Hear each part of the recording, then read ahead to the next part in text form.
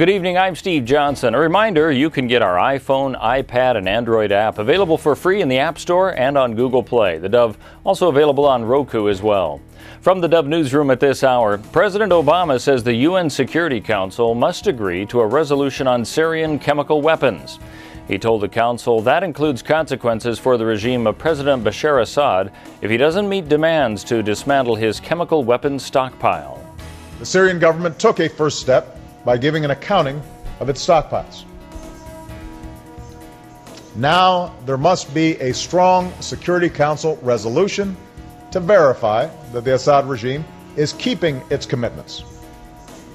And there must be consequences if they fail to do so.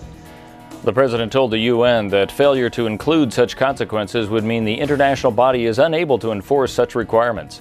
He said it would be an insult to human reason and to the legitimacy of the UN to suggest that the Assad regime did not carry out a chemical attack on civilians last month.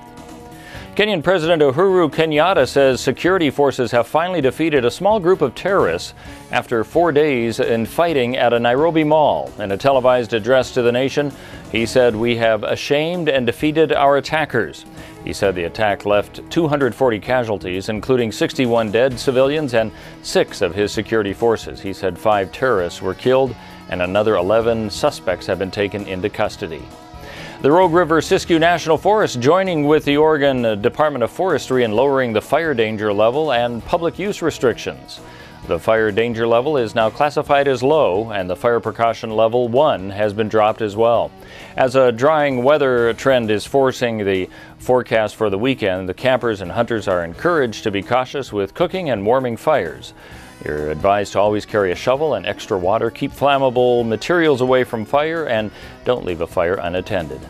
One of 2 Carson Helicopter officials indicted in the 2008 helicopter crash that killed 9 people pleaded guilty to a fraud charge.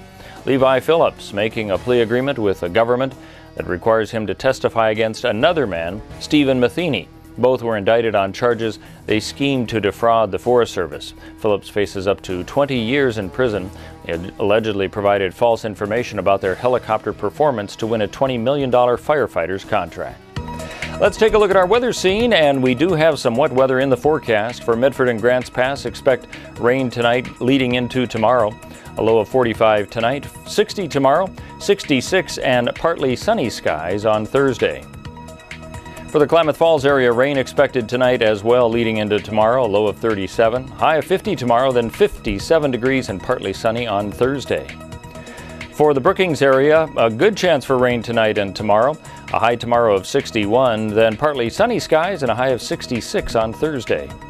For Port Orford and Coos Bay, rain expected tonight and tomorrow, a low of 50 tonight, 62 tomorrow, a couple degrees warmer and partly sunny skies expected on Thursday. And for Wairika, Northern California, a good chance of rain tonight and tomorrow, a low of 42, 57 tomorrow, sunny skies and 62 on Thursday. And that's a look at news and weather. You're up to date right here on the Dove.